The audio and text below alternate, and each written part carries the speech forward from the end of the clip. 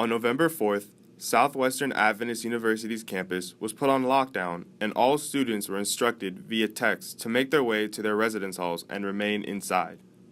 The lockdown was initiated after members of SWAU's administration was informed of an incident that took place on the corner of South Fairview and 2nd Street. We talked with Keene Police Department Chief Emmett Jackson to find more information. There was a gentleman in his driveway putting air in his tire. He lives on Fairview, around Fairview and 3rd. He says that an unknown white male in a dark-colored pickup truck. He said it's a large truck. He couldn't give us a make or a model or even an exact color. He said rolled down the window and said, "Hey, do you want to be part of a historical drive-by?" The gentleman looked at him and said, "Well, I'm sorry, what'd you say?" He said that the guy then reached kind of one arm over the other and pointed what he said looked like a handgun at him, and that the gentleman who was putting the air in his tire, he said, went back to doing what he was doing with his girlfriend there, and the person in the truck just drove away. He said he saw the truck drive up Fairview and looked like it went down 2nd, didn't know exactly where it went. He waited about an hour, and then he said, there's a lot of kids out there on the intramural fields. I guess I should go tell Dean Tay about it.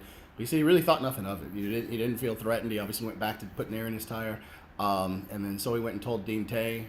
Dean Tay called me that night and told me about it. And I said, you need to dial 911, get an officer out there. And he said, well, do you think I should remove all the people from the intramural fields? And I said, that's your call. You're the one that's there. You have to make that decision. And then I went to bed because none of my officers called me that night and said there wasn't anything more to it. And in fact, Sergeant Cahabe, who answered the call, said when he spoke to the complainant said, I didn't think anything of it. I mean, I really just thought it was a guy.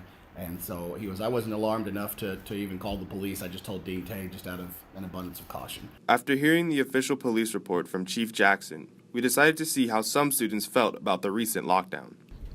I usually feel pretty safe. I mean, small town, nothing really happens much, so I wasn't too worried. My first thoughts were, I didn't think that I thought it was just a safety precaution or something like that. I didn't think it was that big of a threat. I thought something dangerous was happening, and I was slightly scared and tried to hurry back to campus as fast as possible. My first thought, honestly, was that there was a school shooting because of all the school shootings that's been happening lately. So I was scared about that.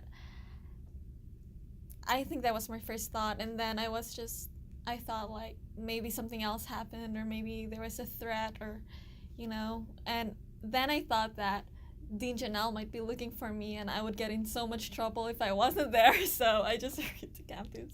I used to feel very safe on campus because there's a police station right next door, kind of, but ever since that incident where someone was almost kidnapped when they were jogging, that was like the first strike, and I was like, maybe this campus isn't as safe as I thought. And then after this text with the campus lockdown, that's a second strike, so now I'm even more slightly scared, and I think that, it's probably not as safe as I think it is, and I shouldn't walk alone everywhere. Thankfully, as reported by the police, there was no real threat to any students on campus, and there were no injuries because of the incident.